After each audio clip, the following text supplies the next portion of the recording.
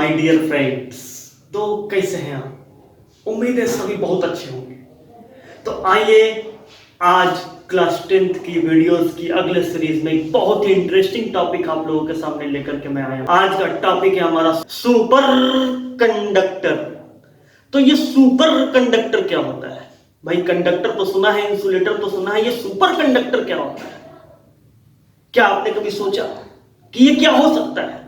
क्या आपने पहले कभी सुना था? नहीं। तो चलिए आइए आज देखते हैं सुपर कंडक्टर क्या है। तो टॉपिक को देखने से पहले अगर आप चैनल पर नए हैं तो चैनल को लाइक और सब्सक्राइब करना ना भूलें और दोस्तों के साथ शेयर जरूर करें, जिससे आप अपने साथ साथ और भी अन्य लोगों को फायदा पहुंचा सके, क्योंकि कहा गया है ज्ञान बांटने से बढ़ता है। तो आइए देखते हैं आज का हमारा इंटरेस्टिंग टॉपिक, सुपर कंडक्टर। ये क्या है सुपर कंडक्टर? आपने रेजिस्टेंस तो पढ़ा, तो सबसे पहले आपने ये क्या पढ़ा कि resistance is directly proportional to the temperature. Temperature हम जैसे जैसे इंक्रीज करेंगे रेजिस्टेंस हमारा इंक्रीज करता चला जाएगा। तो क्या इसके रेसिप्रोकल ऐसा हो सकता है कि टेम्परेचर हम लगातार डिक्रीज करते चले जाएं, उसी रेशियो में हमारा रेजिस्टेंस भी कंटिन्यूअसली डिक्रीज करता चला जाए? क्या ये पॉसिबल है?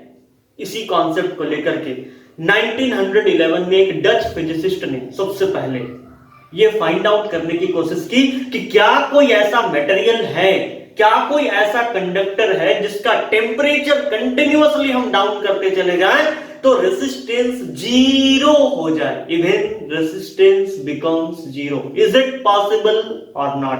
और 4.2 केल्विन पे मरकरी जो है वो सुपर कंडक्टर की तरह बिहेव करना शुरू कर दिया। कैसा बिहेव करना शुरू कर दिया? सुपर कंडक्टर की तरह। अब ये सुपर कंडक्टर की तरह बिहेव करना शुरू कर दिया, इसका क्या कॉन्सेप्ट है? That means at this temperature the resistance of the mercury becomes zero. That means it has no resistance। अब आप समझ सकते हो कि अगर किसी कंडक्टर में रेजिस्टेंस नहीं होगा तो क्या होगा? करंट कितनी फास्ट रेट से मूव करेगी। दैट मींस करंट का फ्लो एकदम नॉन स्टॉप कंटिन्यूअसली चलता रहेगा। तो ये non stop continuous flow of current को बनाए रखने के लिए रेजिस्टेंस का जीरो होना हमारे लिए एक बहुत बड़ी खोज है। अब यहां पर एक चैलेंज था कि ये 4.2 केल्विन पे जीरो रेजिस्टेंस शो कर रहा है। हमारा नॉर्मल रूम टेम्परेचर 298 केल्विन है। 298 केल्विन पे इसे कैसे लाया जाए, ये एक बहुत बड़ा चैलेंज था। धीरे धीरे इस फील्ड में रिसर्च ज्यादा होने लगे, इस फील्ड में ज्यादा से ज्यादा लोगों ने रिसर्च करना शुरू किया। 1911 में हुआ, उसके बाद 1986 तक, टिल 1986 तक नायोबियम जर्मेनियम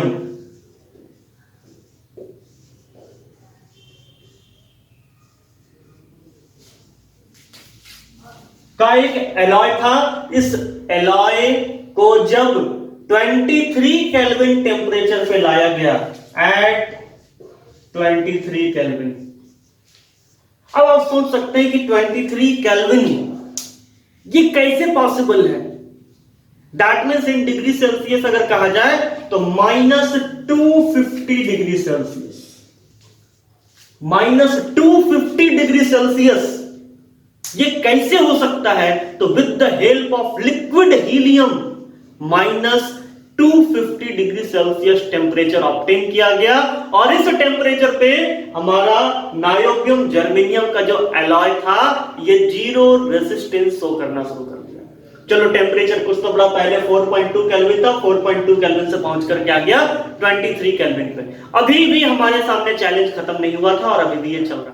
1986 में ही के बेंड्रोज एंड ये साइंटिस्ट थे, इन्होंने एक एलॉय बनाया जो कि 30 केल्विन टेम्परेचर पे जीरो रेजिस्टेंस रिप्रेजेंट कर रहा। 1987 में प्रोफेसर C.W. पॉल की टीम ने एक कंपाउंड तैयार किया। Compound Cu3O7, yttrium barium copper oxide. इस एलॉय को 94 केल्विन टेम्परेचर पे जीरो रेजिस्टेंस शो करता हुआ ऑब्टेन किया गया। अभी भी इसका डेली लाइफ में यूज नहीं हो सकता था। टिल 1987 प्रोफेसर चू चिंग वू और इन्होंने एक कंपाउंड तैयार किया। वो कंपाउंड था कैल्शियम, बेरियम, कॉपर और ऑक्सीजन से मिला हुआ। ये कंपाउंड 125 केल्विन टेम्परेचर पे जीरो रेजिस्टेंस रिप्रेजेंट कर रहा था। दैट मींस ये उस समय तक के लिए बहुत अच्छी न्यूज। अभी भी इस पर रिसर्च चल रहा है, बट अभी तक ऐसा कोई सुपर कंडक्टिंग मटेरियल ऑब्टेन नहीं हुआ है जो नॉर्मल रूम टेम्परेचर पे जीरो रेजिस्टेंस शो कर सके। अब आपके माइंड में ये क्वेश्चन आ रहा होगा कि आखिर जीरो रेजिस्टेंस के पीछे क्या कॉन्सेप्ट है, क्यों इसके पीछे इतना जोर दिया जा रहा है। रीजन इज दैट अगर जीरो रेजिस्टेंस पे हमने कोई कंडक्टर नॉर्मल रूम टेम्परेचर पे हमने अगर जीरो रेजिस्टेंस वाला कंडक्टर तैयार कर लिया तो ये एक बहुत बड़ी क्रांति होगी, एक बहुत बड़ी रिवॉल्यूशन होगी। क्यों? क्योंकि जब रेजिस्टेंस जीरो होगा तो loss of electricity in the form of heat zero, electricity का लॉस जीरो हो जाएगा। काफी लार्ज डिस्टेंस तक बहुत कम लॉस में हम इलेक्ट्रिकल एनर्जी का सप्लाई कर पाएंगे। इलेक्ट्रॉनिक्स डिवाइसेस जो शॉर्ट टाइम के लिए भी रन करते हैं उन्हें बीच बीच में ऑफ करना पड़ता है या उसमें कूलिंग के लिए डिफरेंट सिस्टम्स अप्लाई करने पड़ते हैं। ये सब हमें कुछ नहीं करना पड़ेगा, वो इलेक्ट्रॉनिक्स के फील्ड में एक बहुत बड़ी क्रांति ला सकता है। और इतना ही नहीं, इसका सुपर मैग्नेट्स बनाने में काफी लार्ज स्केल में यूज किया जा सकता है। दैट मींस सुपर कंडक्टर से एक सुपर मैग्नेट तैयार किया जा सकता है। बहुत कम इलेक्ट्रिक करंट में ये एक बहुत स्ट्रॉन्ग इलेक्ट्रोमैग्नेट तैयार हो सकता है। और साथ ही ये पावर ट्रांसमिशन, लॉन्ग डिस्टेंस तक पावर ट्रांसमिशन में बहुत ही ज्यादा हेल्पफुल हमारे लिए साबित हो सकता है। हीटिंग जीरो होगा जिसके कारण शॉर्ट सर्किट होने की संभावना बहुत कम हो जाएगी, वायर के मेल्ट करने की संभावना खत्म हो जाएगी और इस तरह के बहुत सारे एक्सीडेंटल केसेस जो हाई रेजिस्टेंस हाई हीट के कारण होते हैं ये सारे के सारे जीरो हो जाएंगे। दैट मींस हमारे इलेक्ट्रिसिटी के फील्ड में एक बहुत बड़ी क्रांति आ सकती है अगर ये सुपर कंडक्टिंग मटेरियल हमारा नॉर्मल रूम टेम्परेचर पे ऑब्टेन हो जाता है। तो हमें जरूरत है कि नॉर्मल रूम टेम्परेचर पर कैसे एक सुपर कंडक्टिंग मटेरियल ऑब्टेन किया जा सके। रिसर्च जारी है और फर्दर रिसर्चेस के बारे में आप जानकारी लेने के लिए हमारे वीडियोस लगातार देखते रहिए। Thank you for watching my video.